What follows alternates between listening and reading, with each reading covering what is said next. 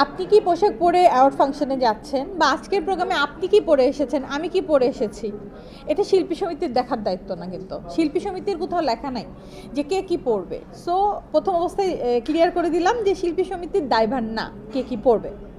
শিল্পী সমিতির দায়ভার অতটুকুই যে একজন শিল্পী কোথাও কোনো অন্যায় করলো কি না, শিল্পী সমিতিকে কোথাও অসম্মানিত করলো কি না, সেটা দায়ভার। কিন্তু সে কোথায় কি পড়লো এটা দায়ভার না।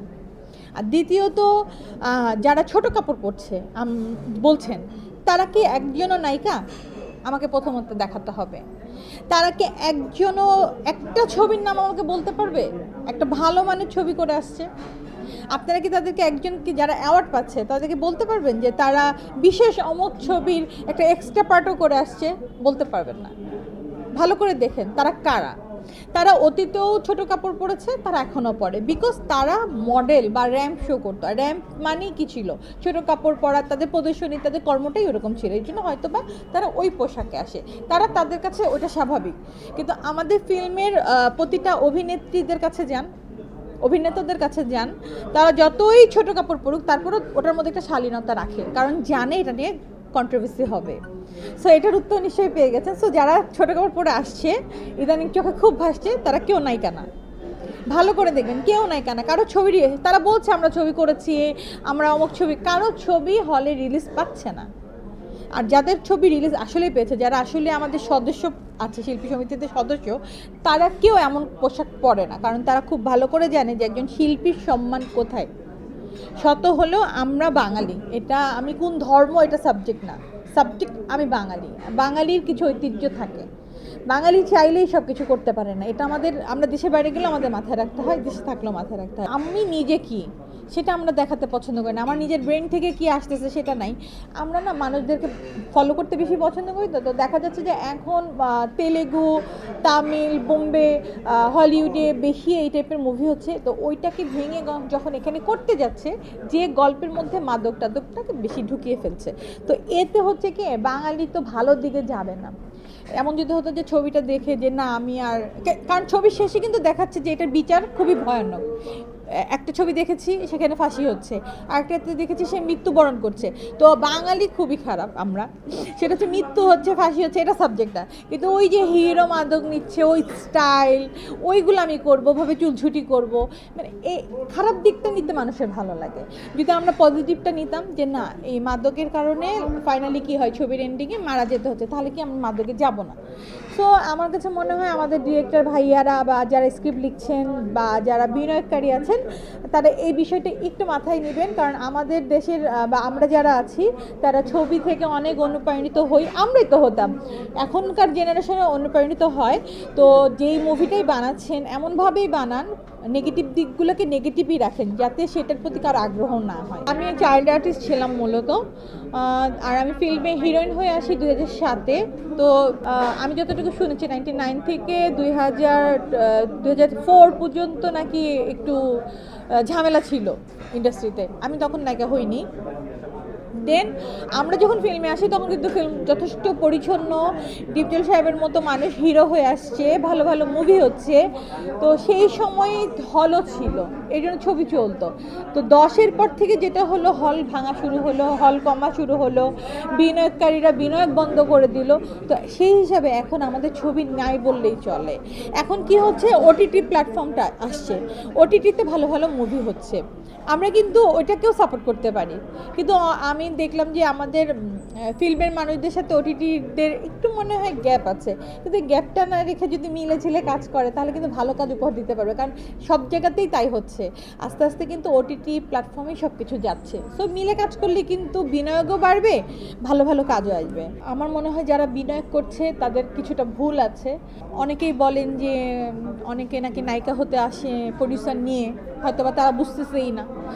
আবার অনেকে বিনিয়োগের নামে অন্য কোনো চিন্তা করে হয়তো বা আসতেছে, এর জন্য সব এলোমেলো হয়ে যাচ্ছে। কিন্তু আগের ছবি ভালো হওয়ার কারণ ছিল যারা প্রযোজক ছিল তারা বিশাল মাপের ছিল। তারা একটা ফিল্মকে বুঝতো, শিল্পকে বুঝতো, এটার প্রতি তাদের ডেডিকেটেশন ছিল, তাদের এডুকেশন ছিল। তারা যেমন গাজী মাজহার আলী সাহেব, হ্যাঁ, আঙ্কেল যেমন ছবি বানাতেন, উনি কিন্তু প্রডিউসারও ছিলেন। আমার শ্বশুর সাদেক সিদ্দিকী, উনি কিন্তু নিজেও প্রযোজক এবং পরিচালক দুটোই। তো এরা কিন্তু ফিল্মের সব জেনে এসে ফিল্মে ইনভেস্ট করে। তো আপনি যদি সব ফিল্মের সব জেনে ইনভেস্ট করেন তাহলে আপনার ছবি লস হবে না। আর আমি একটা কথা বলি যে আমি সবসময় বলি, রিসেন্টও বলছি, যে আপনারা যদি নতুনদের আনেন কোনো সমস্যা নাই, কিন্তু পুরানদেরকেও রাখেন। তারা কেন ঘরে বসে থাকবে? তারা যদি কাজ করে, নতুন পুরান মিলে যদি আপনি একটা মুভি বানান, অ্যাটলিস্ট পুরানদের জন্য আপনার হলে ছবি দেখতে যাবে। ধরেন আমার কথা বলি, যেমন রিসেন্ট একটা ছবি রিলিজ হয়েছে আপনার বাংলাদেশে না, বোম্বে। তো ওই ছবিতে আমি দেখতেছি কি যে আমার খুব প্রিয় হিরো সুরিয়া, কিন্তু নতুন নায়িকা আছে। আমি নায়িকার কথা ভুলে আমি কিন্তু ওই ছবি দেখতে গেছি বা দেখতেছি, কারণ কি সুরিয়া আছে। কিন্তু পরবর্তীতে দেখলাম সুরিয়া মাত্র 2টা শর্টে আছে, কিন্তু আমার পুরো ছবি দেখা শেষ। আমি কিন্তু নতুন নায়িকার ছবি দেখে ফেলছি, কিন্তু লাস্টে সুরিয়া আছে। তো বাংলাদেশও কিন্তু এটা করতে পারে, চাইলে আগের হিরো হিরোইনদেরকে এনে, তাহলে দর্শকরা হলে যাবে। হলে যাওয়ার পর নতুনদের কাজও দেখলো, পুরানরাও কাজ করলো, আমাদের হলে দর্শক গেল, এবং আশা করি হলগুলো আবার বাড়তে পারবে। কারণ এখন তো হল নাই বললেই চলে। আর সবচেয়ে সমস্যা বাংলাদেশে না, বিনিয়োগকারী কমে গেছে। এখন একজন সাকিব খান কত টেনে ধরবে? সাকিব ভাইয়ের মতো আরও সবাইকে মানে এগিয়ে আসতে হবে। আমি মনে করি সবাই মিলে, যাদের একটু ভালো টাকা পয়সা আছে, তারা যদি একটু ইনভেস্ট করে, আমাদের ইন্ডাস্ট্রিটা আবার ঠিক হবে। আমাদের বিএফডিসিটা আবার আগের মতো হয়ে যাবে যদি আমরা সবাই এটার পিছনে যুক্ত হই। প্রথমত শাবনূর আপু হচ্ছেন বাংলাদেশের অনেকে কুইন কিং হ্যান ত্যান বলে।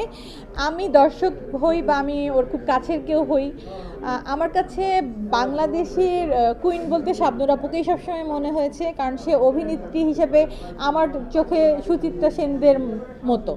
তার অভিনয়ের লেভেল অনেক উপরে, আর তার ফিরে আসা মানে বাংলাদেশের জন্য অনেক বিশাল কিছু। যেমন আমি সবসময় চাইতাম শাবানা ম্যাডাম আবার ফেরত আসুক, কিন্তু সেটা তারা আসবেন না। কিন্তু শাবনূর আপু যেহেতু কাজ করছেন, আপুর অবশ্যই ফেরত আসা উচিত, এবং আপুর অবশ্যই বেছে বেছে ভালো ভালো কাজ করা উচিত, ভালো ভালো ডিরেক্টরদের কাজ করা উচিত।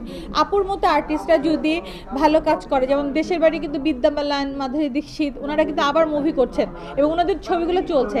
তো শাবনূর আপু, পূর্ণিমা আপু বা এরা যারাই আছেন, তারা যদি আবার এই টাইপের ভালো ভালো গল্প বেইজে কাজ করে, ইভেন রোজিনা ম্যাডামও যদি গল্পের উপর ডিপেন্ড করে কাজ করে, হলে দর্শক যাবে। এবং আমি শাবনূর আপুর জন্য সবসময় শুভকামনা জানাই, এবং আমি চাই আপু ফেরত আসুক এবং ভালো ভালো ছবি উপহার দিক দর্শকদের। ওর অনেক ভক্ত আছে। না, আমার অভিনয়ের কোনো করার কথা ছিল না। আমাদের প্রোডাকশন থেকে ছবি রিলিজ হয়েছে ডিরেক্ট অ্যাটাক, তো ওই ছবিটা পপি আপুকে নিয়ে করা হয়েছিল। তো কিছু সমস্যার কারণে ছবিটা রিলিজ দিতে আমাদের 4 বছর লেগে গেছে। পপি আপুর এটা লাস্ট ছবি ছিল। ছবিটা আসলে সেরকম ব্যবসা করতে পারিনি, এটা নিয়ে আমরা একটু আপসেট। কিন্তু আমাদের প্রোডাকশন যেহেতু সিনেমা বানানো, নাটক, টেলিফিল্ম বানানোতে আমরা অভ্যস্ত, এখন আমরা তো বসে থাকতে পারবো না। আমরা এখন অনুদানের একটা ছবি করছি, সাদেক সিদ্দিকী সাহেব উনি আপনার অনুদানে দেনা পাওনা একটা মুভি করছে। এবং আমি এখানে যেটা একটু আগে বলেছি, আমি পলি আপুকে একটা বিশেষ চরিত্রে টেনে নিয়ে আসছি, যেটা নিয়ে সবাই আমাকে সাধুবাদ জানিয়েছে। আমার খুব ভালো লেগেছে, কারণ আমার কাছে মনে হয়েছে যে পলি আপুকে ভুলে যাওয়ার কিছু নাই, উনি এই ক্যারেক্টারটার জন্য পারফেক্ট। সো সামনে আমরা যখন আরও কাজ করব, আমি যত পুরনো সুপারস্টার আছেন আমি তাদেরকে টেনে টেনে নিয়ে আসবো, এটা হচ্ছে আমার প্ল্যান।